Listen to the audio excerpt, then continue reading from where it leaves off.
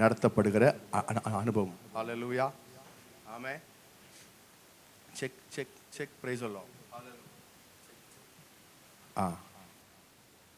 Check check price எல்லாம். Price எல்லாம்.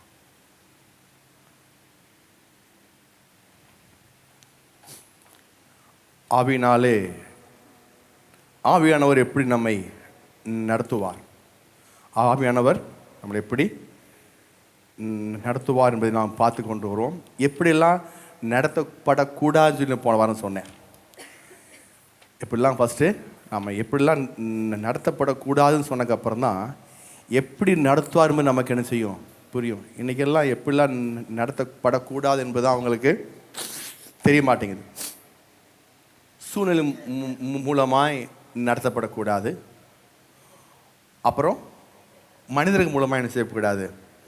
ஆமாம், பவுல் மனிதர் மூலமாய் நடத்தப்படவில்லை.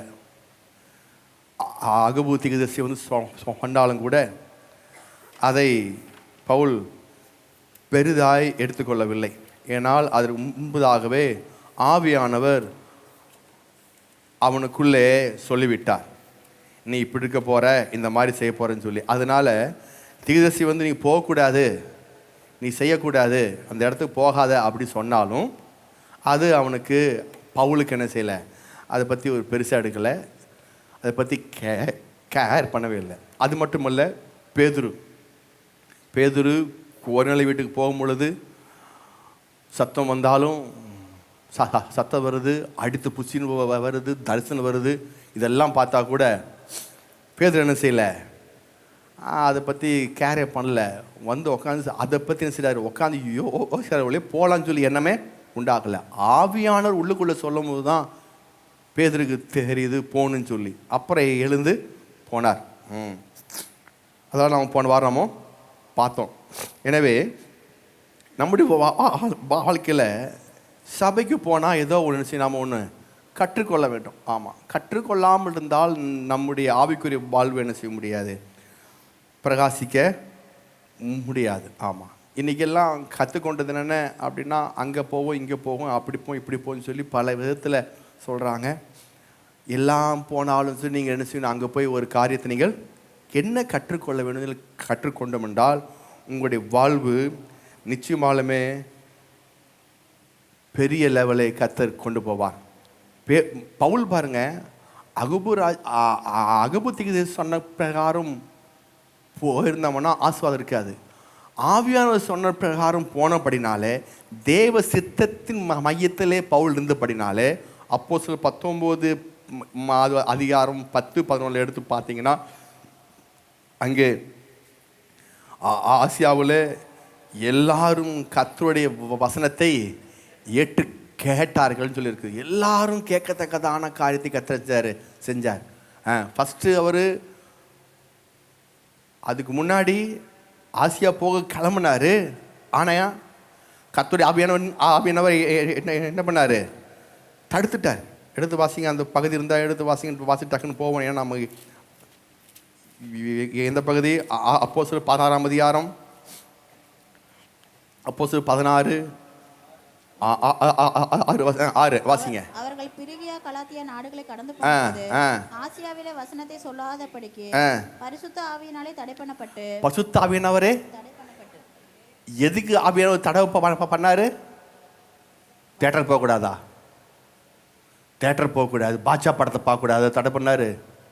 சொல்லுங்களேன், சத்தமாக சொல்லுங்களேன். வசனத்தை சொல்லாதபடி ஆவியானவர் தடை பண்ணுறார். நல்ல காரியம்தான், நல்ல செயல் தான், ஊழியம் தான். ஆனால் ஆவியானவர் அதை செய்யாதபடி தடை பண்ணுறார். கீழே அடுத்து வாசிங்க, 7 வசனம். மீசியா தேசம் மட்டும் வந்து பித்தினியா நாட்டுக்கு போக பிரயத்தனம் பண்ணினார்கள், ஆவியானவர் அவர்களை போக விட்டாதிருந்தார். அங்கேயும் போகல பாருங்க. அதாவது ஊழியம் தான் செய்கிறாங்க, கர்த்தருடைய ஊழியம் தான் செய்கிறாங்க, அது பண்ணி. ஆனால் நல்ல காரியம்தான். அந்த நல்ல காரியமாக இருந்தாலும் ஆவியானவர் உடைய சித்தத்தின்படி செய்தால்தான் அங்கே வெற்றியும் வாழ்வும் பார்க்க முடியும். ஹல்லேலூயா. அங்கே போக விடாதபடி அவர் ஆக்சுவலாக இவங்க ஆசியாவுக்கு போக பார்த்தாங்க, அங்கே போகாதபடி அவர் இருந்தார். ஐரோப்பா கண்டத்தில் இருக்குதான மக்கதோனியா இடத்துக்கு போக சொல்லி அங்கே ஒரு ஸ்திரீ கிட்ட பேசி அந்த ஸ்திரீ பேர் என்ன, லீதியாள் உள்ளத்துடைய திறந்து முதல்ல ஐரோப்பா கண்டத்தில் அந்த ஸ்திரீ வீட்டில் சபை ஆரம்பித்து அது மூலமாக ஏகப்பட்ட ஐரோப்பிய கண்டம் முழுக்க ரட்சிப்பை கர்த்தர் உண்டு பண்ணி பிற்பாடு ஆசியாவுக்கு என்ன செய்கிறாரு, பவுலை அனுப்புகிறார். ஏன்? கர்த்தருக்கு தெரியும் எதை ஃபஸ்ட்டு, அதாவது அபியானுக்கு தெரியும் எதை ஃபஸ்ட்டு செய்யணும் எதை ரெண்டாவது செய்யணும்.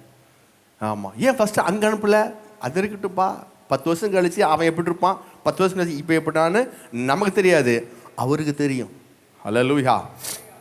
அதனால தான் பாருங்கள், இப்படி ஆவியானவருடைய செயல்பாடில் போனங்காட்டி தான் அப்போஸ்தலர் 19 அதிகாரம் 10-11 அதுக்கப்புறம் ஆசியாவுக்கு போகும்போது அங்கே எல்லாரும் கர்த்தருடைய வார்த்தையை வசனத்தை கேட்டார்கள். அப்போ ஆவியானவர் உள்ளுக்குள்ளே நடத்துகிற விதத்தை புரிந்து கொள்வது எப்படி இன்னைக்கு பார்க்க போகிறோம். ஹல்லேலூயா. இது ஆவியானவர் தான் பேசுகிறாரா, இந்த ஆண்டவர் பேசுதா, வேற ஆண்டவர் பேசுதா? இன்னைக்கு ஏகப்பட்ட ஆண்டவர் இருக்குது பாருங்க. பழனி ஆண்டவர், திருப்பதி ஆண்டவர்லாம் இருக்காங்க, சரிங்களா? ஏகப்பட்ட ஆண்டவர் நம்மக்கிட்ட இருக்குது. கர்த்தரே ஆண்டவர்,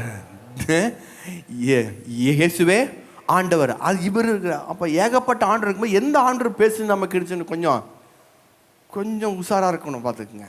ஆமாம். அப்போது எப்படி பேசுவார் இதெல்லாம் கொஞ்சம் இன்றைக்கி நான் சொல்கிற கொஞ்சம் பிரசங்கம் கொஞ்சம் கருகலான பிரசங்கம் தான், புரிஞ்சிக்க முடியும். இருந்தாலும் நான் செய்கிறேன், கொஞ்சம் புரியும்படி சொல்லும்படி ஆவியானவர் என்ன செய்வார், ஹெல்ப் பண்ணுவாராக. ஆமென். ஏன்னா ஆவி ஆத்துமா சரிடும் ஸ்டார்ட் பண்ண போகிறோம். ஹல்லேலூயா. ஆவி ஆத்துமா சரி, இந்த 3 தான் ஸ்டடி எடுக்க போகிறேன். காலையிலையும் அதான், சாயந்தரமும் அதான். Praise the Lord. அப்போது சாயந்தரம் இதே தான் ஆவி, இங்கே பிரசங்கம் தான் இதே பாயிண்ட்டு தான் வேறு விதத்தில் போகும். ஆமாம், ஏன்னா ஆவியானவர் அது யாருங்க, ஆவியானவர். அதுக்கும் யூடியூப் போலாம் தான் இருக்கிறேன். ஆமே. அப்போது ஆவியானவர் நம்மளை எப்படி நடத்த முடியும், எந்த மாதிரி அவர் நடத்துவார்னா, முதல்ல சொல்கிறேன், 1 தெசலோனிக்கர் 5ஆம் அதிகாரம் 21ஆம் வசனம் போடப்பட்டிருக்குது.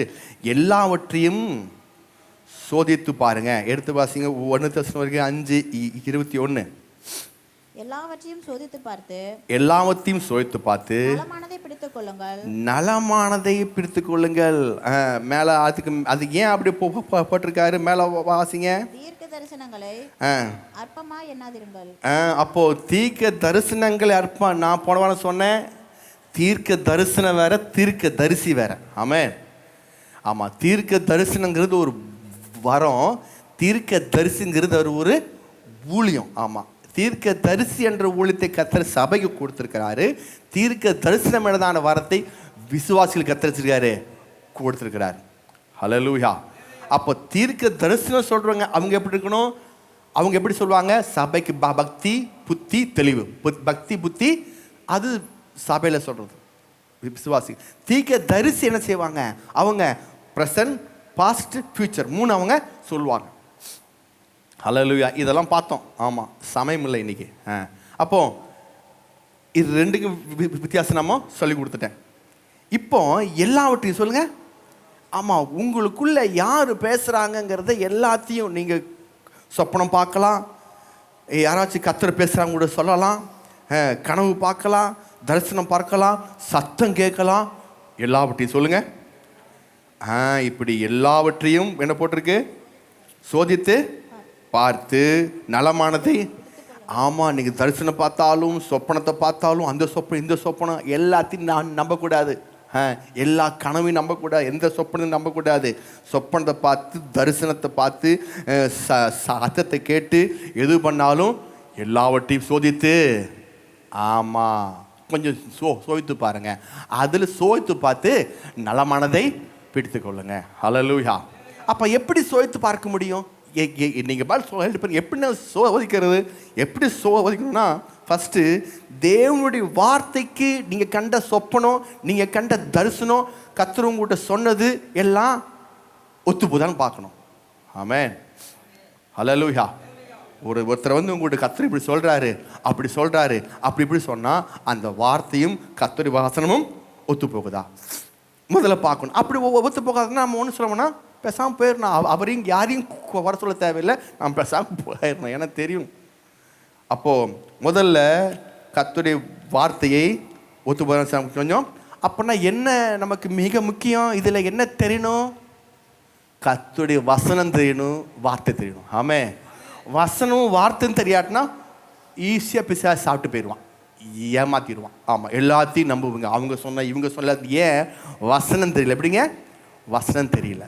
வசனம் தெரிஞ்சா, வார்த்தை தெரிஞ்சா நீங்கள் என்ன செய்ய முடியும்? ஏமாற மாட்டீங்க. அப்போது அவருடைய சித்தம் உங்களுக்கு புரியும் ஃபஸ்ட்டு. ரெண்டாவது, தேவனுடைய ஆவியானவர் உள்ளே பேசுவார். எப்படிங்க? ஆமாம், வசனம் தெரிஞ்சால் கூட அடுத்து புசி அப்படின்னு சொல்லி மேலே துப்பட்டா அளந்து கீழே பேதருக்கு கீழே வருது. அவனுக்கு வசனம் தெரியும் பாருங்க. பேதருக்கு தெரியாத வசனம் எடுத்து வாசிங்க. அப்போஸ்தலர் புஸ்தகம் 10ஆம் அதிகாரம் அல்லாமலும் 13ஆம் வசனம். அல்லாமலும் பேதுருவே எழுந்திரு, அடுத்து புசி என்று அவனுக்குள் ஒரு சத்தம் உண்டாயிருச்சு. தரிசனம் உண்டாகுது, சத்தம் உண்டாகுது. ஐயா புசிக்கவே இல்லை, உட்காந்துருக்கிறார். ஐயா என்ன செய்யல? புசிக்கவே இல்லை. ஏன்னா அவருக்கு வசனம் தெரியும், எதை சாப்பிடணும் எதை சாப்பிடக்கூடாதுன்னு. அப்படியே போதிக்கப்பட்டு உக்காந்தாச்சு. இப்போ அவருக்கு வேற ஆள் புறஜாதிக்கிட்ட போவே கூடாது, அவங்ககிட்ட போனோம்னா பிரச்சனை. ஏன்னா அவனை வந்து யூதனை செய்வான். புறஜாதி பார்க்கும் போது நாயின்னு சொல்லுவான், புறஜாதி யூதனை பார்த்து என்ன சொல்லுவான்? பண்ணின்னு சொல்லுவான். இப்போ நாயும் பண்ணி 2 பேரும் சொல்லிட்டு இருக்கும்போது நாம் என்ன செய்ய முடியும்? இப்போ தரிசனம் வருது, இதெல்லாம் அடித்து புசி அப்படின்னு. இந்த தரிசனத்தை பார்த்துட்டு சத்தம் கேட்குது. ஆனால் என்ன செய்யலை? வசனம் தெரியுது, கர்த்தருடைய வார்த்தை தெரியுது, எல்லாம் தெரியுது.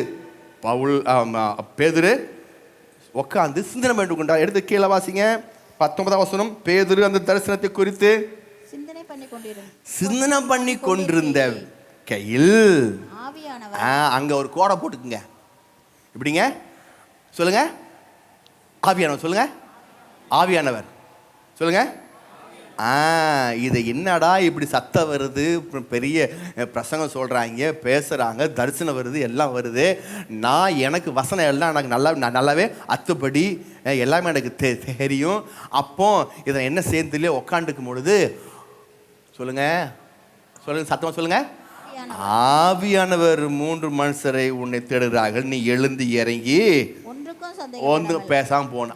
அந்த ஆவியானவர் சொன்னங்காட்டு தான் பேதுருவே போனார் பாருங்க. பேதுருக்கு வசனம் தெரியும், எல்லாம் தெரியும். ஆவியானவர் உங்களுக்கு வசனம் தெரியும், வசனத்தோடு மற்றவங்க சொல்றது ஒத்து போகும், வசனம் மாதிரியே தெரியும், கர்த்தருடைய வார்த்தை தெரியும். ஆனால் ஒத்து போனா கூட ஆவியானவர் உள்ளுக்குள்ள சொன்னா மட்டுமே அக்செப்ட் பண்ணுங்க, அக்செப்ட் பண்ணாதீங்க. ஹல்லேலூயா. ஆமே, அங்கேயும் ப்ராப்ளம் இருக்கு பாருங்க, அங்கேயும் ப்ராப்ளம் இருக்கு. அப்போ நம்மை சரியாக வழிநடத்துறது யாருங்க? அப்போ அந்த சரியாக வழிநடத்த எப்படி முடியுங்கிறத நம்ம கொஞ்சம் பார்க்க போறோம். ஹல்லேலூயா. எப்படி ஓதி பார்க்கறது? ஃபர்ஸ்ட் கர்த்தருடைய வார்த்தை, ரெண்டாவது ஆவியானவர். இப்போ இந்த ஆவியானவர் எப்படி நம்மளையே சரியானபடி வழிநடத்துவார்? ரோமர் புஸ்தகம் 8:14 பார்த்தோம் போன வாரம், 2 வாரம் முன்னாடி. இப்போ 8:16 பார்க்க போறோம். எடுத்து வாசிங்க. ரோமர் புஸ்தகம் 8ஆம் அதிகாரம் 16ஆம் வசனம். நாம் தேவனுடைய பிள்ளைகளாய் இருக்கோம் என்று ஆவியானவர் தாமே நம்முடைய ஆவியினுடைய கூட சாட்சி கொடுக்கிறார். ஆவியானவர் தாமே தம்முடைய ஆவியோட கூட என்ன செய்றாரா? சாட்சி கொடுக்கிறாராம். தேவனுடைய அப்போ உள்ளுக்குள்ள ஆவியானவர் உள்ளே இருந்து சாட்சி என்ன செய்றாரு? நமக்குள்ளே சாட்சி கொடுக்கிறவர். எப்படி ஆவியானவர் உள்ளே சாட்சி கொடுக்க முடியும்? உள்ளுக்குள்ளே என்ன இருக்குது? நீதிமொழிகள் புஸ்தகம் 20ஆம் அதிகாரம் 27ஆம் வசனம். மனுஷனுடைய ஆவி கர்த்தர் தந்த தீபமாக இருக்கிறது. மனுஷனுடைய ஆவி கர்த்தர் தந்த அப்படின்னு நீதிமொழிகள் 20:27. மனுஷனுடைய ஆவி கர்த்தர் தந்த தீபமாய் இருக்கிறது, அது உள்ளத்தில் உள்ளவைகள் எல்லாம் ஆராய்ந்து பார்க்கும். போதும். இப்போ மனுஷனுடைய ஆவி கர்த்தர் தந்த, அப்ப யாருடைய ஆவி? யாருடைய ஆவி போட்டிருக்கு? தப்பு எங்க தெரியும் வாசிங்க. ஆமாம், ஐயா வேறு தப்பு சொல்கிறாரு. அப்போனா யாருடைய ஆவி? உங்களுக்கு இருக்கிற ஆவி தேவாவி கிடையாது, உங்ககிட்ட இருக்கிற ஆவி. சொல்லுங்க, உங்ககிட்ட இருக்கிற ஆவி மனிதனுடைய ஆவி கர்த்தர் கொடுத்த பல்பாக இருக்கான். ஆமாம், உள்ளுக்குள்ள அது ஒரு தீபமாக இருக்கு. அப்போ ஏதாவது ஒன்றுனா அங்கே பல்ப் அடிக்கணும். எப்படின்னா பல்ப் என்ன செய்யணும்? அடிக்கணும். பல்ப் அப்படி ஒரு பல்ஸ்ன்னு அடிக்கணும். ஆமாம், அதுக்கு தான் அவர் என்ன செய்யார்? உள்ளுக்குள்ள ஒரு ஆவியை கொடுத்துருக்கிறார். அந்த பல்பை அங்கே அடிச்சிச்சு. யாருக்கு? பேதுருக்கு அடிச்சுங்காட்டி கிளம்பி போயிட்டார். பல்ப் அடிச்சிச்சு பவுலுக்கு. அப்படி அடிச்சு டக்குன்னு அங்கே போயிட்டார். அந்த பல்ப் என்ன செய்யணும்? உள்ளுக்குள்ள மனுஷனுடைய ஆவி கர்த்தர் கொடுத்த தீபம். அப்படின்னா தமிழ் தீபம் போட்டு இங்கிலீஷில் லைட்டு பல்ப்னு வச்சுங்களேன். அப்போ பசுத்த ஆவியானவர் நமக்குள்ள இருக்கிறாரு. அப்போ தேவனுடைய ஆவி நமக்குள்ள இருக்குது. இதில் தேவனுடைய ஆவி பசுத்த எல்லாம் ஒன்று தான். இதில் மனிதனுடைய ஆவி, நம்முடைய ஆவிக்குள்ள பசுத்த ஆவியானவர் உள்ள என்ன செய்கிறாராம்? வாசம் பண்ணி லைட்டை சுவிட்சு போட்டு ஆஃப் பண்ணிட்டார். இப்போ அப்படி சுவிட்ச் போட வேண்டியது, ஆஃப் பண்ண வேண்டியது, இதுதான் அவருடைய வேலை. ஆமாம், கொஞ்சம் தெளிவாக புரிஞ்சிங்கன்னா உங்களுக்கு ஈஸியாக இருக்கும். ஏன்னா வாழ்க்கையில் இது ஆவி ஆத்மா சரீரம் தெரியாட்டினா உங்களால் முன்னேறவே முடியாது. ஹல்லேலூயா. ஒன்று நினச்சிட்டாங்க, ஆவி நம்ம சரீரம் தானே. அப்படி இல்லை, அப்படி இல்லை. தேவன் நம்மை எப்படி வைக்கிறார் என்றால் 1 கொரிந்தியர் 3ஆம் அதிகாரம் 9ஆம் வசனத்தில் அவர் நம்ம எப்படி பார்க்குறார், எப்படி வைக்கணும்னு ஆசைப்படுறாருன்னா 1 கொரிந்தியர் 3:9 டக்குன்னு வாசிங்க, சமயம் இல்லை. நீங்கள் தேவனுடைய பண்ணையும் தேவனுடைய மாளிகையுமாய் இருக்கிறீர்கள். உங்களை பார்த்து கர்த்தர், நீ ஒரு குடிசை வீட்டில் டென்ட் போட்டு உக்காந்துருக்கிற, ஏதோ ஒரு ஏழை பாலை சோத்துக்கு இருக்கிற அப்படின்னு அவர் உங்களை பார்க்கல. அவர் உங்களை எப்படி பார்க்குறாரு? தேவனுடைய பண்ணை. அப்படின்னா ஒரு பெரிய 5 ஏக்கரால் பண்ணை இருக்குது. அந்த பண்ணையில் சென்ட்ரல் என்ன செய்யுங்க, நீங்கள் மாளிகை போட்டு உக்காந்துருக்கீங்க. மாளிகை மாதிரி அவர் உங்களை பார்க்குறாரு. இதெல்லாம் பார்க்குறாரு. நமக்கிட்ட ஒரு 5 சென்ட் கூட இல்லை பாஸ்டர் நீங்கள் நினைக்கலாம். சொல்ல போகிறேன். ஆமென். அவர் பார்க்க ஒரு பக்கம் இருக்கட்டும், எனக்கு ஒன்றுமே இல்லையே, நம்ம ஜோப்பு காலியாக இருக்குது, பேஸ் காலியாக இருக்குது, எல்லாமே காலியாக இருக்குது. அவர் பார்த்து என்ன பிரயோஜனம்? ஏதோ கொடுத்தா பரவாயில்ல, நீங்கள் உங்களுக்குள்ள யோசிக்கலாம். இது உங்களுடைய ஆவியை பார்க்கிற காரியம். ஆமென். உங்களுடைய ஆவியை இப்படிப்பட்ட ஒரு பெரிய லக்ஸுரி லைஃபாக அவங்களே பார்க்குறாரு. அதனால தான் சொல்கிறாரு இதே காரியம் யூதான் புஸ்தகம் 1ஆம் அதிகாரம் 20ஆம் வசனம். இது யூதா சொல்கிறார். நீங்கள் இப்படிப்பட்ட காரியங்களை எடுத்து வாசிங்க. யூதா 1:20 தமிழ்லேயும் வாசிக்கலாம், இங்கிலீஷில் இருக்குது. நான் குரூப்பில் இன்னைக்கு காலில் போட்டிருப்பேன். இன்டர்நேஷ்னல் ஸ்டாண்டர்ட் வேர்ஸ்ன்னு சொல்லி இன்றைக்கி குரூப்பில் காலையில் சபைக்கு வர முன்னாடி அது உங்களுக்கு நான் அந்த இங்கிலீஷ் வேர்ஸை போட்டிருப்பேன், பார்த்தா தெரியும். யூதா 1:20. நீங்களோ பிரியமானவர்களே உங்கள் மகா பரிசுத்தமான விசுவாசத்தின் மேல் உங்களை உறுதிப்படுத்திக் கொண்டு பரிசுத்த ஆவிக்குள் ஜெபம் பண்ணி. அப்போ மகா பரிசுத்த விசுவாசத்தின் மேல் உங்களை உறுதிப்படுத்தி கொண்டு பரிசுத்த ஆவிக்குள் ஜெபம் பண்ணி அப்படின்னு தமிழில் போட்டிருக்கு. இதே இங்கிலீஷில் எடுத்து வாசிங்க. இன்டர்நேஷ்னல் ஸ்டாண்டர்ட் பைபிளில் ISVல but you dear friends must continue to build your most holy faith for your own benefit சொல்லுங்க. for your own benefit. உங்களுடைய பிரயோஜனத்துக்காக உங்க பெனிஃபிட் என்ன வேணுமா, உங்களுக்கு நல்லது நடக்க வேணும்னா, நன்மை உண்டாகணும்னா நீங்க என்ன செய்யணும்? உங்களுடைய விசுவாசத்தை, மகா பரிசுத்தானம் இந்த விசுவாசத்தை கட்டி எழுப்பி அங்கே ஸ்ட்ராங்காக இருங்க. அது ஏன் ஸ்ட்ராங்காக இருக்கு சொல்கிறாருங்க? யாருக்காக இது ஸ்ட்ராங்காக இருக்கணும்? யாருக்காக என்னுடைய ஆவியை நான் யாருக்காக ஸ்ட்ராங்காக மேலே வைக்கணும்? யாருக்காக? யுவர் உங்களுடைய நல்வாழ்வுக்காக நீங்கள் உங்களுடைய ஆவியை புரிந்து கொண்டு நான் சரீரம் இல்ல நான் ஆவியா இருக்கேன் நீங்கள் புரிந்து கொண்டீங்கன்னா அது உங்களுக்கு நன்மையும் பணத்தையும் செல்வாக்கையும் கோடிகளையும் சுகத்தையும் ஆரோக்கியத்தையும் அது உண்டு பண்ணும். ஆமே, நீங்க வெளியே போயிட்டு இருக்க வேணாம், உள்ளுக்குள்ளே எல்லாம் உங்களுடைய ஆவியில கத்தரை வச்சுட்டாரு, அத்தனை வச்சுட்டாரு. நீங்க ஆவி மனிதன் நீங்க புரிஞ்சுக்கணும்.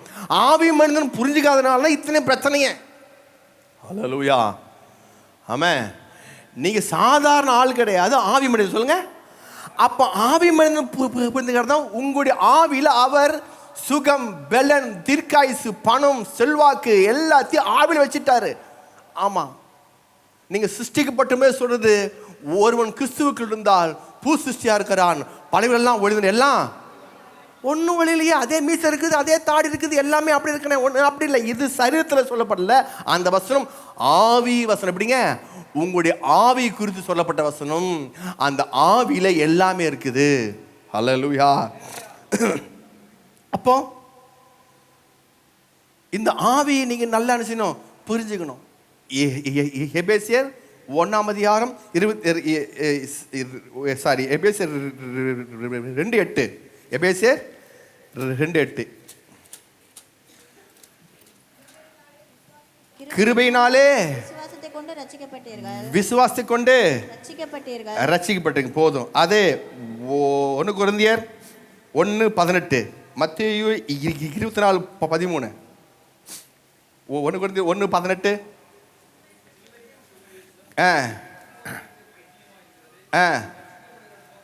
ரட்சிக்கப்படுகிற, அப்போ ரட்சிக்கப்பட்டீங்களா இல்லையா?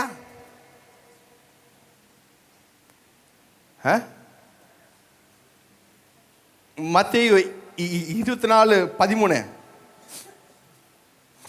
முடிவு பரியந்தம் நிலை நிற்பவனே ரட்சிக்கப்படுவான். ஓ, அப்ப ரட்சிக்கப்படல இன்னும். முடிவு பரியந்தம் நிலை நிற்பவனே ரட்சிக்கப்படுவான். அப்ப என்ன அர்த்தம்? அப்ப இன்னும் ரட்சிக்கப்படலையே. ஃபர்ஸ்ட் ஒரு வசனம் போட்டிருக்கு எபேசியர் 2:8, கிருபையினாலே விசுவாசி கொண்டு ரட்சிக்கப்பட்டீங்க. ஃபர்ஸ்ட் போட்டிருக்கு. அடுத்த வசனம் போட்டிருக்கு சிலுவைப்பட்டு உபதேசம் ரட்சிக்கப்படுகிற நமக்கோ. அப்போ அது ப்ராசஸ் ஆகிட்டு இருக்கு, இன்னும் ரட்சிக்கப்படலை. ரட்சிக்கப்படுகிற நமக்கோ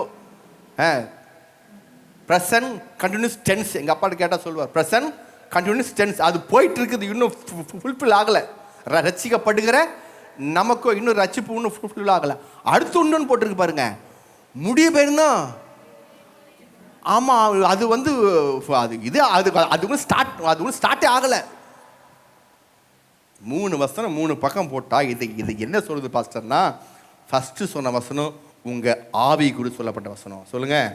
எபேசியர் 2:8 இது உங்களுடைய ஆவியில் விசுவாசத்தினால் கிருபையினாலே விசுவாசி கொண்டு ரட்சிக்கப்பட்டீங்க. இது நான் உண்டாதல்ல, இது தேவனுடைய, இது ஆவி குறித்து. ரெண்டாவது ஆத்மா குறித்த வசனம். இது ரட்சிக்கப்படுகிற நமக்கோ அது தேவ பலகனாய். அப்போ இது ப்ராசஸ் ஆகிட்டு இருக்கு. ஆமாம், இது தேவ பலனாக இருக்கிறது. ரட்சிக்கப்படுற, அப்போ ரட்சிக்குங்கிறது டெய்லி நடக்கிற ஒரு கான்செப்ட். இது உங்களுடைய ஆத்மா குறித்து சொல்லப்படுகிற காரியம். அடுத்த ஒரு காரியம் போட்டிருக்கு பாருங்க, முடிவு பரிந்தும் நிற்பனே. இது என்ன அப்படின்னா, இது சரீரத்தில் கொடுத்த காரியம். எக்காலம் போதும் அவர் துணிப்பாரு, அப்போ இந்த சரீரம் மர்வமாகி மேலே போகும். இது சரீரத்துக்கு உள்ளப்பட்ட வசனம். ஆவி, ஆத்மா, சரி, 3 பார்த்தாச்சா? அப்போ நாம் தேவன் உங்களை பார்க்கும் பொழுது எப்படி பார்க்குறாருன்னா, மாம்ச கண்ணில் பார்க்கறது இல்லை, உங்களுடைய ஆவி தான் பார்க்குறார். உங்களுடைய ஆவி. அதான் 2 கொரிந்தியர் 4:16 போட்டிருக்கு. 2 கொரிந்தியர் 4 பவுல் சொல்றார், 4:16 அப்படின்னாலே ஆனபடியினாலே நாங்கள் சோர்ந்து போகிறதில்லை. எங்கள் புறம்பான மனுஷனானது அழிந்தும் உள்ளான மனுஷனானது நாளுக்கு நாள் புதிதாக்கப்படுகிறது. உள்ளான மனுஷனானது நாளுக்கு நாள். 2 மனுஷன் இருக்கிறாங்க. இப்படிங்க 2 ஆள். நீங்கள் வெளியே பார்க்குற ஆள் இல்லை, உள்ளுக்குள்ளே ஒரு ஆள் இருக்கார். அவரது உள்ளான மனுஷன். எப்படிங்க? அதான் பவுல் சொல்கிறாரு 2 Corinthians 5:16 நாங்கள் யாரையும் மாம்சப்படி அறிய நான் மாம்சப்படி பார்க்கறது இல்லை. ஏன்னா உள்ளுக்குள்ளே ஒருத்தர் இருக்கிறாரு. உங்கள் ஆவி தான் கர்த்தர் பார்க்குறார். அல்லேலூயா, ஆமென். அப்போ நான் ஆவி. சொல்லுங்க, நான் ஆவி.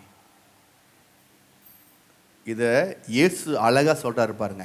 இயேசு அழகா சொல்றாரு பாருங்க. ஆவி ஆத்மா சரீரத்தை இயேசு அழகா சொல்றார். லூக்காயின் புஸ்தகம் 16ஆம் அதிகாரம் இயேசு போதிக்கும் போது கரெக்டாக பக்காவாக போதிக்கிறார். ஆவி ஆத்மா சரீரத்தை.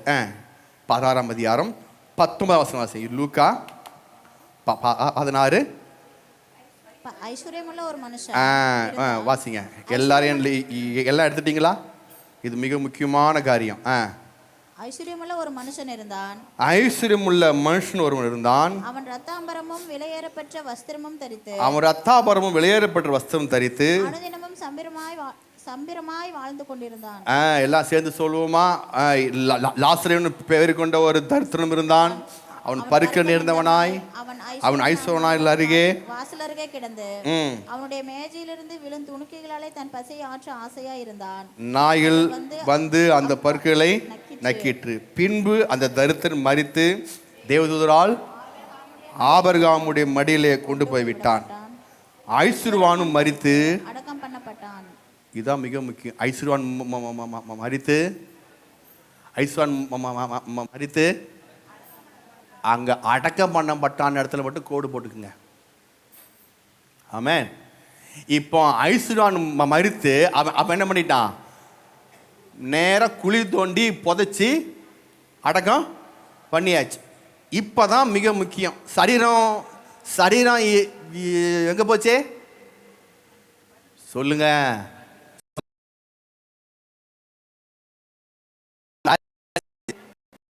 மண்ணு கூட.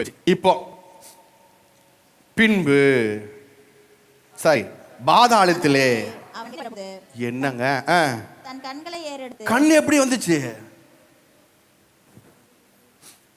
பாடி எங்க போச்சு? பாடி மண்ணுக்கு போயிடுச்சு. கண்ணு வருது. இங்க இங்க இங்க என்ன கண்ணு? இங்க ஒரு கண்ணு பாருங்க. இங்க போட்டிருக்கு. ஆண்டு சொல்ற இங்க ஒரு அவன் கண்களை எடுத்து பார்த்து இங்க கண்ணு எங்க வந்துச்சுங்க? தன் கண்களை ஏறெடுத்து தூரத்திலே ஆபிரகாமையும் அவன் மடியிலே லாசரவையும் கண்டான். ஏங்க அவன் மரிச்சு அடக்கம் பண்ணப்பட்டு புதைச்சாச்சு சரீரத்தை. அவனுக்கு கண்ணெல்லாம் இப்போ வெண்டிபாளையம் கடற்கரைக்குள்ள இருக்குது, சரீரத்துக்குள்ள அங்க இருக்குது. இப்போ ஆண்டவர் சொல்றாரு அவன் கண்ணில் பார்த்தானா. அப்பனா இங்க இருக்குது யாரு? ஆவி. சொல்லுங்க, ஆவி மனிதன். இந்த ஆவி மனிதன் பார்க்குறான். அவன் பார்த்துட்டு சொல்கிறான் எனக்கு தாகமாக இருக்குது. எப்படி தாகம் வந்துச்சு? எப்படி தாகம் வந்துச்சு? வாய் இருக்கு, நாக்கு இருக்கு, தாகமாக இருக்கு அப்படிங்கிறான். வேதனையை ஃபீல் பண்ணுறான். ரொம்ப எனக்கு வேதனையாக இருக்குது அப்படின்னு ரொம்ப ஃபீல் பண்ணுறான். வாயில் பேசுகிறான். என்னங்க பாடி தான் அடக்கம் பண்ணியாச்சு. கண் இருக்கு, வாய் இருக்கு, பேசுகிறான், எல்லாம் பண்ணுறான். அப்படின்னா இவன் யாருங்க? இவன் தான் உள்ளான மனிதன். சொல்லுங்க. நான் சொல்கிறேன், நீங்கள் பார்க்குற சரீரம் உங்கள் சரீரம் வந்து வெறும் ஒரு கூடு தான், வெறும் ஒரு வீடு தான். ஆனால் அதல்ல, உள்ளுக்குள்ளே ஒருத்தர் இருக்கிறான். அவன் பேர் தான் ஜோசுவா டேவிட்சன். அல்லேலூயா. அவன் பார்க்க முடியும், பேச முடியும், எல்லாம் செய்ய முடியும். அவன் சுவாசத்தை விட்டு வெளியே போயாச்சுன்னா இது அவன் கண் இருந்தும் அவன் பார்க்காது, காது இருந்து கேட்காது, வாய் இருந்து சிரிக்காது, ஒன்றும் பேசாது. அவன் அப்படியே போனான், செத்த போனான். அப்போ உள்ளுக்குள்ளே ஒரு மனுஷன் இருக்கிறான். அந்த மனுஷன் தான் அங்கே போயாச்சு. பாடி அடக்கம் பண்ணப்பட்டுச்சு. அடக்கம் பண்ணப்பட்டோன்னு இங்கே சொல்கிறாரு, நீ என்ன செய்ய? அவன் போய் பேசுகிறான். பேசும்போது அவனுக்கு வேதனை இருக்குது, எல்லாமே இருக்குது. அந்த நரகத்தில், நரக வேதனையில் ஆவி மட்டும் இல்லை, ஆத்மாவும் அங்கே போயிருச்சு. எப்படிங்க போயிருச்சு? அதான் மேலே வாசி 26ஆம் வசனம். அதுவும் அல்லாமல் இவ்விடத்திலிருந்து உங்களிடத்தில் கடந்து போவதற்கும் அவ்விடத்திலிருந்து எங்களிடத்திற்கு கடந்தவரும் மனதுள்ளவர்களுக்கு கூட. அப்பனா மனது, அங்கேயும் மனது போட்டிருக்கு. ஆவி கண், ஆவிக்கு கண்ணு மூக்கு எல்லாமே இருக்குன்னு சொல்லி பேசும் ஆண்டவர் சொல்றாரு. சரீரம் அடக்கம் பாண்டாச்சு போட்டிருக்கு, மனது அங்க இருக்குது. அப்போ ஆவி எங்க இருக்குதோ அங்க என்ன செய்யுது? மனது இருக்குது. அப்போ சொல்றேன், இதுதான் நீங்கள் ஆவி ஆத்துமா சரீரமாய் உண்டாக்கப்பட்டிருக்கீங்க. தேவனும் பிதா குமாரன் பரிசுத்த திருத்துவர அவர் உண்டாக்கப்பட்டிருக்கிறாரு. மனிதன் நினச்சிட்டான் நான் வெறும் சரீரம் அப்படின்னு சொல்லி. அப்படி அல்ல, நீங்கள் சரீரம் அல்ல, நீங்கள் ஆவி. நீங்கள் ஆவி. இது பழைய ஏற்பாட்டிலே இந்த ஆவி பற்றி எலியா கரெக்டாக சொல்கிறாரு பாருங்க. இந்த நான் ஆவியாக இருக்கேங்கிறது எலியாவுக்கு தெரியுது, தீர்க்கதரிசிகளுக்கு தெரியுது. 2 ராஜாக்கள் புஸ்தகம் 6ஆம் அதிகாரம், 2 ராஜாக்கள் 6ஆம் அதிகாரம் 11லேருந்து நீங்கள் எடுத்து வாசித்து பார்த்தீங்கன்னா 2 ராஜாக்கள் 6:11. இந்த காரியத்தின் நிமித்தம் சீரிய ராஜாவின் இருதயம் குழம்பி அவன் தன் ஊழியக்காரரை அழைத்து, நம்முடையவர்களில் இஸ்ரவேலின் ராஜாவுக்கு உளவாய் இருக்கிறவன் யார் என்று நீங்கள் எனக்கு அறிவிக்க மாட்டீர்களா என்று கேட்டான். அப்பொழுது அவன் ஊழியக்காரரில் ஒருவன், அப்படி இல்லை என் ஆண்டவனாகிய ராஜாவே, நீர் உம்முடைய பள்ளியறையில். அங்க நீங்க 16 வசனம் வாசிங்க, 15 வாசிங்க. தேவனுடைய மனுஷன் வேலைக்காரன் அதிகாலமே எழுந்து வெளியே புறப்படுகையே, இதோ ராணுவமும் குதிரைகளும் ரதங்களும் பட்டணத்தை சுற்றி கொண்டிருக்க கண்டான். அப்பொழுது வேலைக்காரன் அவனை நோக்கி, ஐயோ என் ஆண்டவனை என்ன செய்வோம் என்றான். அதற்கு அவன், பயப்படாதே, அவர்களோடு இருக்கிறவர்களை பார்க்கிலும் நம்மோடு இருக்கிறவர்கள் அதிகம் என்றான். வேலைக்காரன் ஃபர்ஸ்ட் யாரை பார்த்தான்? மாம்சி கண்ணுல சுத்தி இருக்காங்க ராணுவமும் குதிரைகளும் ரதம் இருக்கிறத பார்த்தான். இப்போ இந்த மாம்சிய கண்ணில் பார்த்தோன்னு பயந்து போய் ஆண்டவனேன்னு சொல்லி சொல்கிறான். இங்கே அப்பொழுது ஏலியா விண்ணப்பம் பண்ணி, கர்த்தாவே இவன் பார்க்கும்படி இவன் கண்களை, இப்போ உள்ள ஒரு கண் இருக்கு, அந்த கண்ணை திறங்க ஆண்டவர் இயேசு நாமத்தினால. அல்லேலூயா. அவன் ஜெபிச்ச மாத்திரத்தில் கண்களை திறந்துள்ளும் என்றான். உடனே கர்த்தர் அந்த வேளையிலே வேலைக்கான கண்களை திறந்தார். இதோ எலிசாவை சுற்றிலும் அக்னிமயமான குதிரைகளும் ரதங்களும் அந்த மலை நேர்ந்திருக்கிறது. அவன், இது என்ன கண்ணுங்க? லோ ஆவிக்குரிக்கண். ஆவிக்குரிக்கண் கண் திறக்கப்பட்டதுனால நான் சொல்லுறேன், சுத்தியும் தேவதூதர்கள் உட்காந்துக்கிறாங்க. அல்லேலூயா. தேவ பிரசனம் சுத்தி இருக்குது. ஹல்லேலூயா. இது ஆவிக்குரிய கண். இந்த கண் திறக்கப்பட்டதுன்னா நீங்க எல்லாத்தையும் ஈஸியா பார்க்க முடியுங்க. நாளைக்கு உங்களுக்கு என்ன உண்டாகுது, என்ன வருது, என்ன செய்வீங்கிறது ஆவிக்குரிய கண்ணில் ஆட்டோமேட்டிக்கா தெரிஞ்சிடும். அந்த கண்ணுக்கு தான் மிக முக்கியம். அதான் பவுல் சொல்றாரு, உள்ளான மனதில் வல்லமையாய் பலப்படவும். ஆண்டவரே, உள்ளான மனதில் தவப்பனை உங்களுக்கு ஆண்டவர் ராஜா வல்லமை உண்டு பண்ணுங்க, அதை காணும்படி கிரிசிங்க. இப்ப எல்லாம் சரீரம் சரீரம் சரித்தையே பார்த்துங்க. சரீரம் இல்ல, இவன் ஆவியா இருக்கிறான். ஹல்லேலூயா. ஆமென். தேவன் எப்படி இருக்கிறாரு? அங்க அடுத்தது தேவன் எப்படி இருக்காருங்க? தேவன் ஆவியா இருக்கிறார். தேவன் ஆவியா இருக்கிறாரு. அவருக்கு மகிமை சேரம் விடுக்கப்பட்டிருக்கு. அவர் பரலோகத்தில் வான மண்டலங்களில் ஆவி மண்டலங்களில் அவர் வாசம் பண்ணுகிறார். நான் எப்படி இருக்கிறேன்? நான் ஆவியா இருக்கிறேன். எனக்கு என்ன இருக்கு? மாம்சீக சேரம் கொடுக்கப்பட்டிருக்குது. இப்போ நான் எப்படி வாழ்கிறேன்? பூமி அந்த இடத்துல வாழ்ந்துருக்கிறேன். நானும் ஆவிதான், தேவனும் ஆவிதான். ஹல்லேலூயா. அப்போ இது பவுல் இன்னொரு சொல்றாரு பாருங்க. பிலிப்பியர் புஸ்தகம் 1ஆம் அதிகாரம் 21, 22, 23, 24 எடுத்து பார்க்கும் பொழுது பவுல் இதை தெளிவாய் சொல்றார். நம்ம இதுக்கு ஏன் இதெல்லாம் சொல்றோம்? இது நீங்க புரிஞ்சு கொண்டாதான் நீங்க என்ன செய்ய முடியும்? சரியானபடி கிறிஸ்துவ ஜீவித்தை ஜீவிக்க முடியும். ஆகிலும் சரீரத்திலே கிறிஸ்து எனக்கு ஜீவன், சாவி எனக்கு ஆதாயம். ஆகிலும் சரீரத்திலே பிழைத்திருக்கிறதுனால் என் கிரியைகளுக்கு பலன் உண்டாயிருப்பதால் நான் தெரிந்து கொள்ள வேண்டியது இன்னதென்று அறிவேன். ஏனெனில் நான் இவ்விரலும் நான் நெருக்கப்படுகிறேன். தேகத்தை விட்டு பிரிந்து கிறிஸ்துவோட கூட இருக்க எனக்கு ஆசை உண்டு. அது அதிக நன்மையாக இருக்கும். அப்படி இருந்து நான் சரீரத்தில் தரிப்பது உங்களுக்கு அதிக நன்மையாக இருக்கும். ஒன்றும் புரியலையே. இதை வசனம் பார்க்கும்போது ஏன் இது புரியலன்னா, அவர் ஈஸியாக சிம்பிளாக சொல்கிறேன். அவர் சொல்கிறாரு, நான் ஆவியாக இருக்கிறேன், இந்த ஆவி பிரிந்து பரலோகத்தில் இருந்தால் அது கர்த்தருக்கு சூப்பர். இல்லை இந்த ஆவி பரலோகம் போகாமல் இங்கே இருந்தால் இது உங்களுக்கு ரொம்ப ரொம்ப சூப்பர். ஹல்லேலூயா. அதை ஈஸியாக புரியுது. அப்போ அவர் ஆவி என்பதை அவர் சொல்கிறார். அப்போது மனுஷன் பிறந்தா அவனுக்கு சாவே கிடையாது. மனுஷன் ஒருத்தன் பிறந்துட்டா அவனுக்கு, அதனால தான் கிறிஸ்தவருக்கு சாவில் நம்பிக்கை இல்லை. சாவில் ஏன்னா இங்கே இருக்கிறோம், இங்கே விட்டா நாம் என்ன செய்கிறோமோ அங்கே இருக்க போகிறோம், ஒன்றா இங்கே இருக்க போகிறோம் அல்லது மேலே இருக்க போகிறோம், அவ்வளோதான் மேட்ரு முடிஞ்சு. இதனால சாவில் கிறிஸ்தவனுக்கு என்ன செய்யலை, நம்பிக்கை இல்லை. இந்த சரீரம் ஒரு வீடு மாதிரி தங்கருக்கு கொடுக்கப்பட்டிருக்கு. நான் ஆவி மனிதன், நான் ஆவியாக இருக்கிறேன். ஹல்லேலூயா. இன்னும் நல்ல உதாரணம் சொன்னால் புரியுது. ஒரு காரு வாங்கிட்டீங்கன்னு வைங்களேன். அந்த காரு வாங்கி நீங்கள் போயிட்டு இருக்கும்போது நல்ல காரு, புத்தம் புது காரு, நல்ல ஒரு 5 வருஷம் 10 வருஷம் நல்லா போய் திடீர்னு கார் மெக்கார் பண்ணுது. போக போக கார் மெக்கார் பண்ண உள்ளுக்குள்ளுக்கு நாம் என்ன செய்கிறோம், வண்டி கட்ட சத்தம் வருது, பாதி வேலை வண்டி ஸ்டாப் ஆயிடுது. வண்டி என்ன செய்கிறோம், ஓரம் கட்டி கீழே இறங்கி நிற்கிறோம்.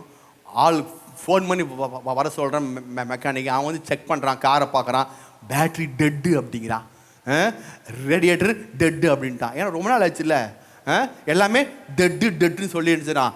காரை தூக்கிட்டு போயிடுறான். உள்ள இருக்கிற நாம் என்ன செய்கிறோம், கீழே இறங்கி நாம் டெட் ஆகிட்டோமா? நாம் டெட் ஆகிட்டோமா? இல்லை, காரை விட்டு கீழே இறங்கிட்டு ஆட்டோமேட்டிக்காக நம்ம வேலையை பார்க்குறோம். அவன் காரை தூக்கிட்டு போயிடுறான். இதே போல தான் உள்ளான மனுஷன் செய்கிறான் இருக்கிறான். நமக்கு கண்ணு மூக்கு எல்லாமே செய்யுது ஒடுக்கப்பட்டிருக்கு. டூம் லைட் மாதிரி எல்லாமே இருக்குது. எல்லாமே நம்மக்கிட்ட கார் மாதிரி எல்லாமே நம்மகிட்ட எல்லாம் இருக்குது. நாளாக வெள்ளை முடி வருது, பல்லு கீழே விழுகுது, தோல் சுருங்குது. கார் மாதிரி தான் அப்படியே நமக்கு அப்படியே கூணு போடுது. ஆக எல்லாம் பலவீனம் ஆகுது. கடைசியில் பாடி டெட்டு, கார் டெட்டு மாதிரி பாடி டெட் ஆயிடுது.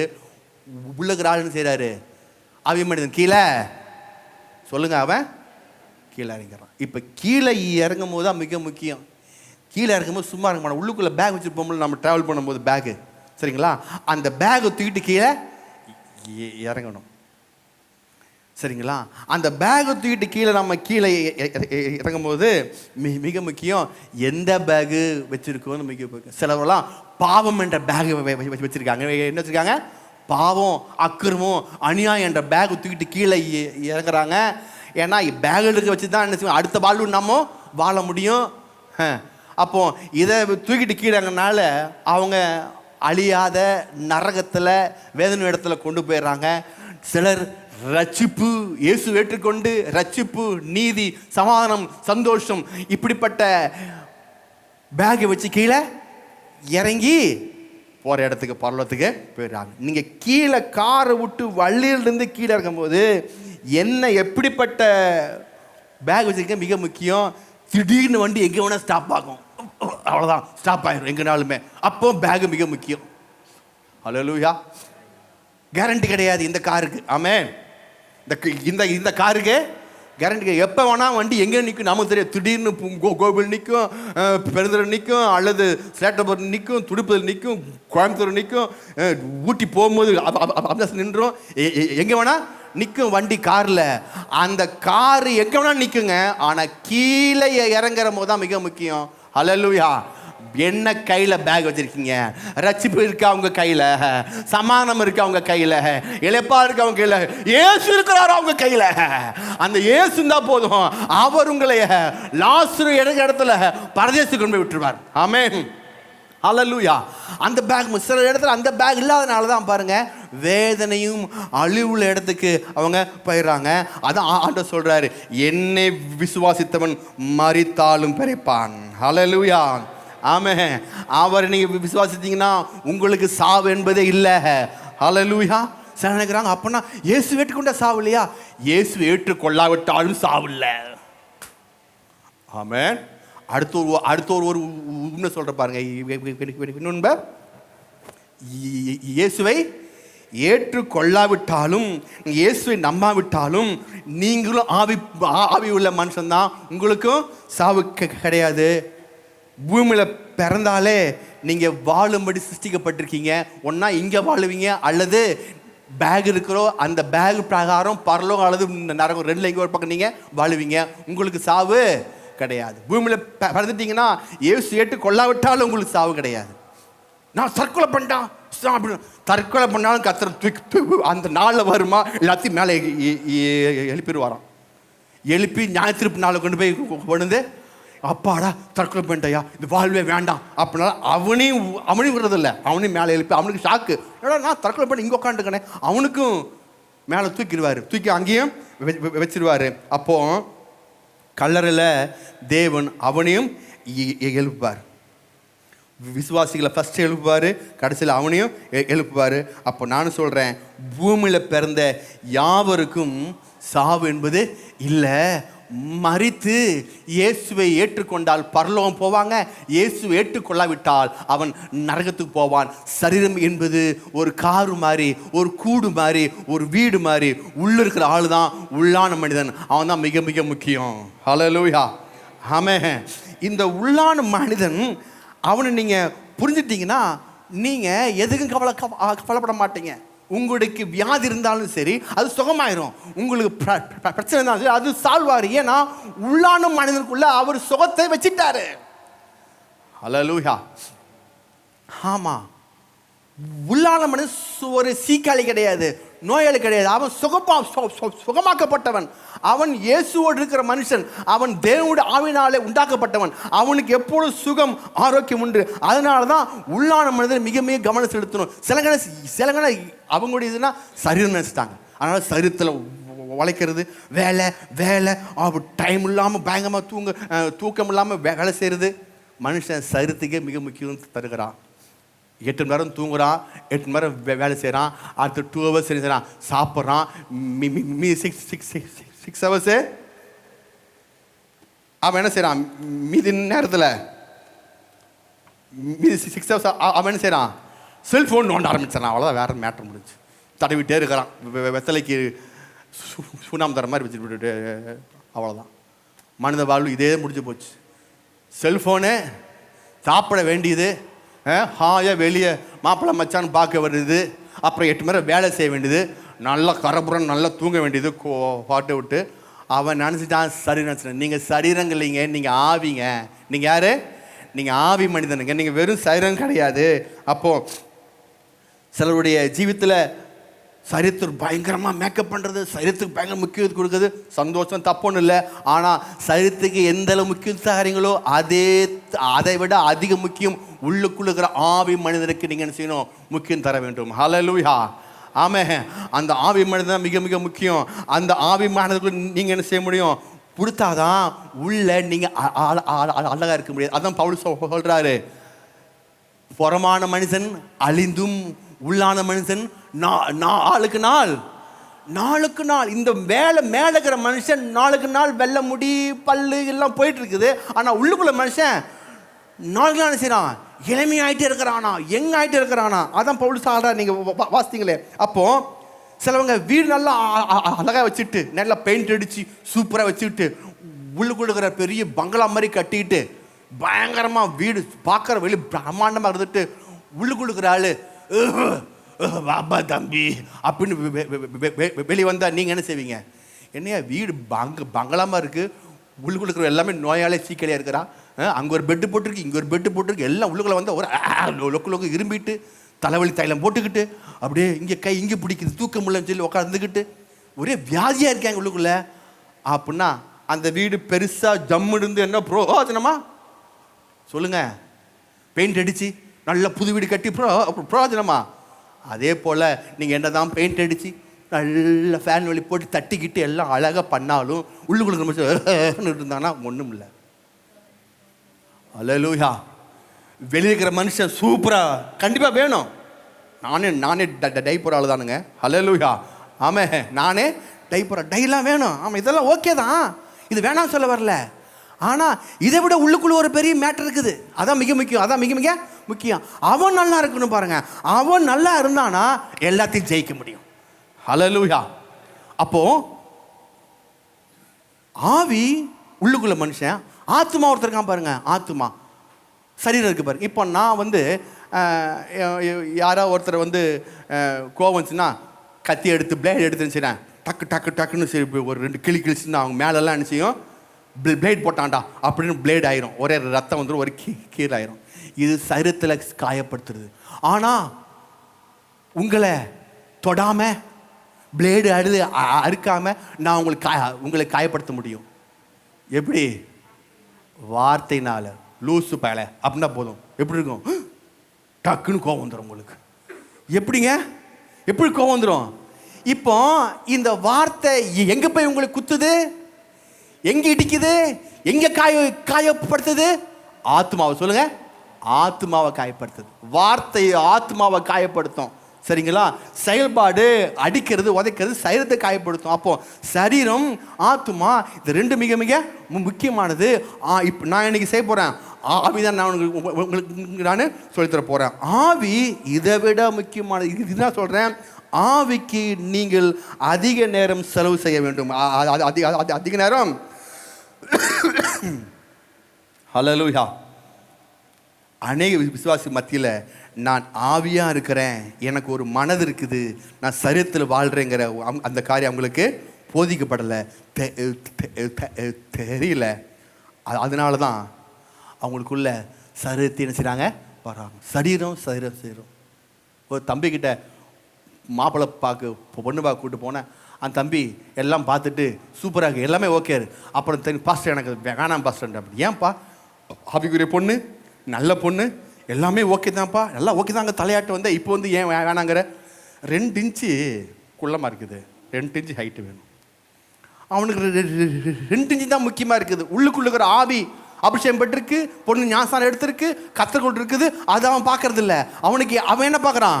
2 இன்ச்சு தான் பார்க்குறான். 2 இன்ச்சு வேணும், கொஞ்சம் ஹைட்டாக 2 இன்ச்சு வேணும். தம்பி அந்த 2 இன்ச்சு பார்க்காதப்பா அப்படின்னு சொன்னால் அவனுக்கு புரியாது. ஏன்னா வயசு 24. ஆமே, வயசு 24. அவனுக்கு அதெல்லாம் என்ன செய்யாது, புரியாது. ஏன்னா வயசு அப்படி. அப்போ ஒரு பொண்ணு அப்படி தான். இப்போ பொண்ணுக்கிட்ட போய் பொண்ணை பார்த்து, தம்பி மாப்பிள்ளை எப்படி இருக்குது அப்படின்னா, மாப்பிள்ளை எல்லாம் செய்தான் பாஸ்டர், நான் கருப்பாக இருக்குது. ஆமாம், நீ பெரிய ஃபாரின்லேருந்து பிறந்த இங்கிலாந்து ராணிக்கு பிறந்த பொண்ணு, இந்தியாவில் பிறந்த எல்லாம் கருப்பாக தான் இருப்பான். ஆமே, இந்தியாவில் பிறந்த எல்லாமே கருப்பாக தான். அந்த அம்மா சொல்லு கருப்பாக இருக்குது, கொஞ்சம் வயிறு வந்தா அப்படி. எப்படினாலும் 5 மாதம் கழிச்சு உனக்கு வயிறு கண்டிப்பாக சோறு நீ பாரு சாப்பாடுலாம் வயிறு வந்துடும் பாப்பா, நீ கல்யாணம் பண்ணுக்கு இல்லைங்க பாஸ்டர். ஏன்? அவன் சரீரத்தையே பேசுகிறான். அவங்களுக்கும் புரியாது. வயசு 21 அந்த பொண்ணுக்கு. ஆமே. அப்போ மனுஷன் என்ன செய்யறான்? ஃபர்ஸ்ட் சரீரத்து முக்கியத்துவம் கொடுக்குறான், சரீரத்தை பார்க்குறான், அது ஒன்றும் தப்பு இல்லை. ஆனால் கொஞ்சம் நாள் ஆனால் சரி என்ன செய்யாது, அது இல்லை.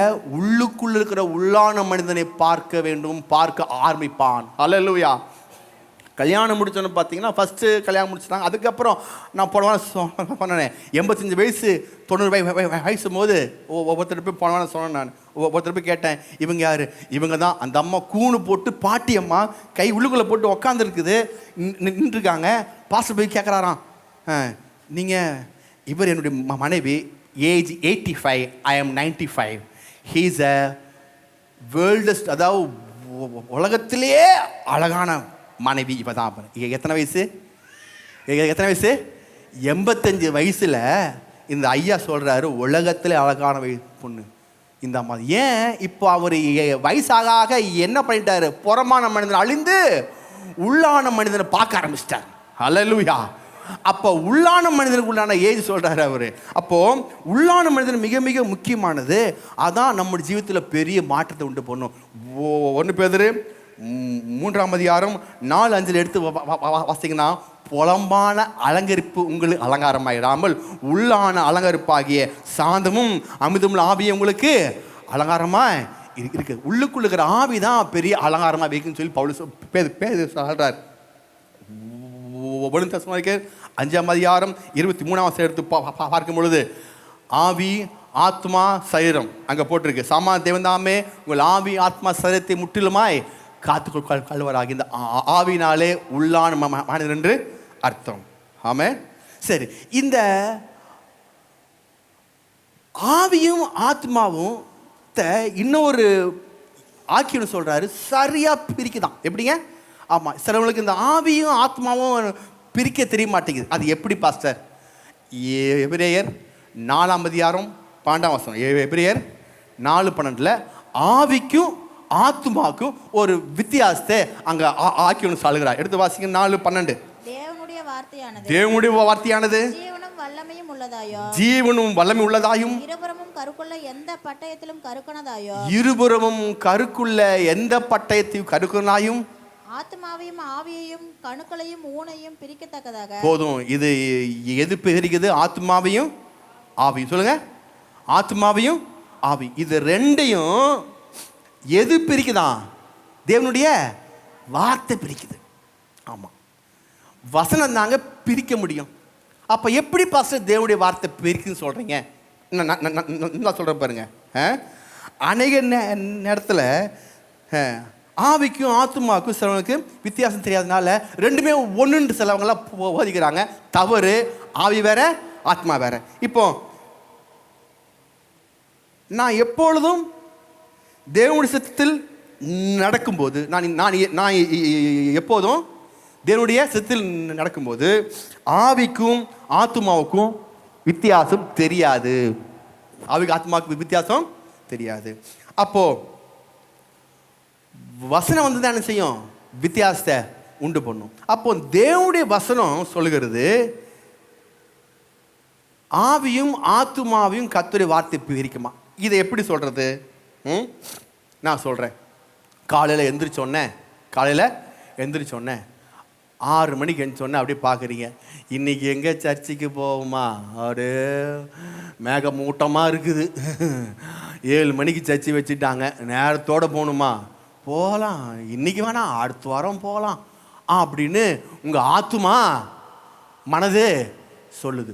ஆவி சொல்லும், போயிருப்பா, இன்னைக்கு போயிரு, இன்னைக்கு நீ போயிரு, நல்ல ஆசீர்வாதம் பெற்றுக்கொள்வ, போயிட்டு வா.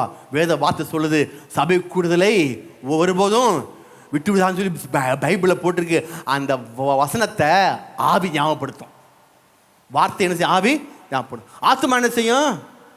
எங்கே போவானா விடுங்க, எல்லாமே ஒரு டல்லாக இருக்குது, வாரந்த வராமல் போகணுமா அப்படின்னு ஆத்மா சொல்லும். இப்போது இந்த ஆத்மாவையும் ஆவியும் எது பிரிக்குது? தேவனுடைய வார்த்தை சொல்லும், சபை கூடுவதில் விட்டு விடாதுன்னு. இதே போல காலைன்னு சொன்னேன், ஜெபம் பண்ணுங்க, தேவனை தேடு, அதிகாலையில் கர்த்தரை தேடுகிறவன் கண்டுடுவான்னு சொல்லி வார்த்தை சொல்லும். இது ஆத்மா சொல்லும், பாரு டயர்டாக இருக்க பாரு, சரீரத்தை பாரு, நேற்று முழுக்க வேலை செஞ்சுட்டு எவ்வளோ வேலை, அந்த சரீரத்தை கொஞ்சம் பாரு, ஐயோ பாவம், அப்பா ஆன்னு தூங்குது சரீரம். எப்படி தூங்குது? வாய பொழந்து டெட் பாடி மாதிரியே தூங்குது பாருங்க காலங்காத்தால். ஐயோ இப்போ போய் நம்ம எழுந்திரிச்சு செய்ய முடியாது, அதனால தூங்கட்டும் அப்படின்னு சொல்லும். ஆவி சொல்லும், இல்லை அதிகாலை திருடன் கத்தறிவுன்னே கண்டடைகிறான். ஆவி சொல்லும். ஆத்மா சொல்லும், ஐயோ சரீரம் பாவமாக இருக்குன்னு. உனக்கு சரீரம் ஆமான்னு சொல்லி பூர்த்திப்படுத்தும். இப்போ புரியுதுங்களா ஆவி ஆத்மா என்ன செய்யுதுன்னு சொல்லி? அப்போ மனதையும் ஆவியையும் எது வசனம் என்ன செய்யுது? பிரிக்குது. அப்போ ஆவிக்கு என்ன உணவு வேணும்? தேவனுடைய வார்த்தை. சொல்லுங்க, தேவனுடைய வார்த்தை. ஆமாம், ஆவியில் தேவனுடைய வார்த்தை முக்கியம். இந்த ஆவிக்கு அடுத்த உணவு இருக்கு. ஆவிக்கு ஒரு பாஷை இருக்கு. எடுத்து வாசிங்க. எதுங்க? உள்ளான மனிதனுக்கு ஒரு பாஷை உண்டுங்க, அவனுக்கு மொழி உண்டு, யாருக்கும் தெரிய மாட்டேங்குது. எடுத்து வாசிங்க 1 கொரிந்தியர் 14 14 வசனம். 1 கொரிந்தியர் 14 14 1 கொரிந்தியரா? 1 2 கொரிந்தியரா? எடுத்தான் எனில் நான் அந்நிய பாஷையில் பண்ணினால் என் ஆவி பண்ணுமே என்று என்னுடைய மனது, என்னுடைய அண்டர்ஸ்டாண்டிங் மைண்டு அது என்ன செய்யும்? சும்மா கிடக்கும். அப்போ ஆவிக்குள்ள மனுஷனுக்கு என்ன மொழி? சத்தமாக சொல்லுங்க. ஆவி பெற்ற அந்த உள்ளானு மனிதனுக்கு என்ன மொழி இருக்குது? உள்ளானு மனிதனுக்கு கண் இருக்குதா? பார்த்தோம், லூக்கா 16 பார்த்தோம். உள்ளான மனிதனுக்கு கண் இருக்குது, காது இருக்கு, மூக்கு இருக்கு, வாய் இருக்கு, ஐம்புலன் அவனுக்கு இருக்குது. அதே போல உள்ளான மனிதனுக்கு மொழி இருக்குது. எதுங்க சொல்லுங்க. இப்போ ஆவியில ஜெயிப்பது, அந்நிய பாஷை ஜெயிப்பது ஆவி மனிதனுக்கு என்ன செய்யுமா? அது பலனை உண்டு பண்ணும். அந்நிய பாஷை ஜெபிக்க ஜெபிக்க ஜெபிக்க ஜெபிக்க மனதுக்கு ஆத்மாக்கு ஒன்றும் புரியாது. சொல்லுங்க, என்னங்க நீங்கள் பாட்டுக்குமா கரபரமாக பேசுகிறீங்க, அது என்னங்க? அது அந்நிய பாஷைங்க. எனக்கு புரியலையே. புரியாதனால தான் அந்நிய பாஷையும் பேசியிருக்காங்க. அல்லேலூயா. புரிஞ்சால் உங்கள் பாஷை ஆயிருமே, சரிங்களா? புரியனால தான். அப்போ ஆவி மனிதனுக்கு அந்நிய பாஷை. உள்ளான மனிதன் பலப்பட வேண்டும் என்றால் நீங்கள் அதிக நேரம் ஆவி மனிதனில் அந்நிய பாஷையில் ஜெபிக்க வேண்டும். அல்லேலூயா. ஆமென். ஆவிக்குள்ள மனிதனுக்குள்ள என்ன பாஷை இருக்கு? அந்நிய பாஷை இருக்கு. இப்போ இந்த ஆவி உள்ள மனுஷனுக்குள்ள எல்லாமே இருக்குது. ஆவியில கர்த்தர் சுகம், பலன், தீர்க்காயுசு, நல்வாழ்வு எல்லாத்தையும் கொடுத்துட்டாரு. இப்போ நான் சொல்றேன், ஒரு ஹோட்டல் போறீங்க, மாமன் பிரியாணி ஸ்டாலில் போய் உட்காடுறீங்கன்னு வைங்களேன். அங்கே போய் உட்காந்துட்டு என்ன வேணும் சார்? என்ன சார் வேணும்? காடை இருக்குது, சிக்கன் இருக்குது, மட்டன் பிரியாணி இருக்குது, சுக்கா இருக்குது. என்ன செய்வான் சர்வர்? ஹலோ, ஒருத்தர் வந்து உட்காந்து பேசவே மாட்றாங்க. எல்லாமே இருக்குது, டைம் ஆகிட்டுருக்கு, மணி 2 மணி ஆயிடுச்சு. வருவார், தம்பி என்னப்பா வேணும்? எல்லாமே இருக்குதுப்பா. உடனே ஒரு பார்க்குறது. அவன் என்ன செய்வான்? கொஞ்ச நேரம் பொறுமை அவனுக்கு. நம்ம உடனுக்கு பொறுமை ரொம்ப இருக்காது. ஏதாச்சும் பெற்றுக்கொள்ள முடியுமா? மட்டன் சிக்கனை சாப்பிட முடியுமா? சொல்லுங்க. வாயை திறந்து பேசினாதாங்க எதுவும் கிடைக்கும். ஹல்லேலூயா. ஆவியில் உங்களுக்கு மட்டன், சிக்கன், சுகம், பலன், ஆரோக்கியம், தீர்க்காயுசு எல்லாம் கர்த்தர் வச்சிருக்காரு. நீங்க எதுவுமே அந்நிய பாஷை நிரம்புறது இல்லையே. அந்நிய பாஷை உங்களுக்கு தெரியுறது இல்லையே. தெரிஞ்சாலும் பேசுறது இல்லையே. அமைதியா இருக்கு. சோத்திரம் பண்ணுவோம். சோத்திரம் சோத்திரம். ஹல்லேலூயா. சோத்திரம். இதுதான் அந்நிய பாஷை பேசினாதாங்க அங்கிருந்து உங்களுக்கு வேண்டியது வாங்க முடியும். நீங்க எதுவுமே அந்நிய பாஷையே பேசாம ஆவிலே நிரம்பாம அது கொஞ்ச நேரம், ஒரு 5 நிமிஷம் கொஞ்சம் அந்த ஒரு சரீரத்தில் கொஞ்ச நேரம் வந்தா ஒரு இது. அதுக்கப்புறம் ஆராதனை எப்படி தெரியுமா? நீங்க சொல்லிப்பீங்க எதுங்க? ஆராதனை என்பது ஆவியில கலிகுற காரியம். ஆராதனைக்கும் ஆவிக்கும் சம்மதம் உண்டு. ஆராதிக்கும் பொழுது நீங்கள் ஆவியானவரை முழுவதுமாய் ஆட்கொண்டு ஆராதிக்கிறீங்க. அப்போ சரீரம் ஏன் கை தட்டுது? சரீரம் இப்படி இப்படி ஆடுது. இதெல்லாம் என்ன செய்யணும்? சரீரத்தை நீங்க பயன்படுத்திக் கொள்கிறீர்கள். நீங்க என்ன செய்யுங்க? சரீரத்தை நீங்க பயன்படுத்திக்கிறீங்க. ஆமா, சரீரத்தை கை தட்டவும், அல்லேலூயா சொல்றவும், கையை தூக்கவும், குதிக்கவும், ஆடவும் சரீரத்தை நீங்க பயன்படுத்திக்கிறீங்க. ஆனா ஆராதிப்பது என்பது ஆவியில் சம்பந்தப்படும். இதனால தான் சிலவங்க 7 மணிக்கு போயிடாத, லேட்டாக போ. ஏன்னா நீ ஆராய்ச்சினா எல்லாமே வந்துருமே. ஆனால் லேட்டாகவே போ, சபைக்கு போ, லேட்டாக போ, அவ்வளோதான் மேட்டர் முடிஞ்சு. பிசாசு தந்திரமான காரியம். சர்ச்சுக்கு போகணும் என்ன தம்பி? லேட்டாக போகணும். ஹல்லேலூயா. எப்படி போகணும்? சர்ச்சுக்கு போகணும், லேட்டாக போகணும். ஆமாம், நேரத்தூரம் போயிடாத. ஏன் நேரத்தூரம் போகக்கூடாது? போனால் இது எங்கே கனெக்ட் ஆகுது? சிலவங்களாம் கோபிலிருந்து வர, அவங்களாம் பிரகாசம் இல்லை, அவங்க செவந்தரி வர்றதே பெரிய காரியம். ஆமே. அப்போ ஆவி இதுன்னு செய்து கனெக்ட் ஆகுது. ஆராதிக்கும் போது ரெண்டும் கனெக்ட் ஆகுதுங்க. சரீரம் என்ன செய்யுது? பயன்படுது. சரீரம் சரீரத்தை நீங்கள் பயன்படுத்திக்கிறீங்க. அப்போ ஆராதனை நேரத்தில் செய்யும் பொழுது ஆட்டோமேட்டிக்காக பரலோக பாஷை, அந்நிய பாஷை கட்டவிழ்க்கப்படுகிறது. ஆமென். அது கட்டவிழ்க்கப்பட்டு நீங்கள் பேச ஆரம்பிக்கிறீங்க. அந்நிய பாஷை பேச பேச பேச ஆகும். அது எல்லா விதமான நலனையும் அறிந்து கொள்ள கொண்டு வர ஆவியானவர் கிரியை செய்கிறார். ஆமென். அப்போ சரீரம் எதுக்கு படுக்கப்பட்டிருக்கு? சரீரம் எதுக்கு படுக்கப்பட்டுனா, குளிராக இருக்குதா, வேக்குதா, பனியாக இருக்குதா, ரொம்ப ஹீட்டாக இருக்குதா, இதை அறிந்து கொள்ள சரீரம் கொடுக்கப்பட்டிருக்கு. அறியணும் உங்களுக்கு, இதை அறிந்து கொள்ள முடியும். இன்னைக்கு எப்படி இருக்கு என்பதை உங்கள் சரீரத்தை வச்சு உங்கள் மனதுக்கு அது சொல்லும். சரிங்களா? அப்போ தேவனே ஒரு ஆராதிக்க வேண்டுமென்றால் யோவான் 4:24 உண்மையாய் தொழுது கொள்ளுங்கள் பிதாவை ஆவியோடு உண்மையோடும் தொழுது கொள்ள வேண்டும். நீங்கள் ஆவியோடு உண்மையோடும் தொழுது கொள்ளும் பொழுது சரத்து நீங்கள் என்ன செய்யுங்க, பயன்படுத்தி தேவனை ஆராதிக்கும் பொழுது, அந்நிய பாஷை பேசும் பொழுது அத்தனை காரியங்கள் நீங்கள் என்ன செய்யுங்க, பெற்றுக்கொள்கிறீர்கள். ஹல்லேலூயா. அப்போது சிலவங்களுக்கு சபைக்கு வராங்க போகிறாங்க, ஆனால்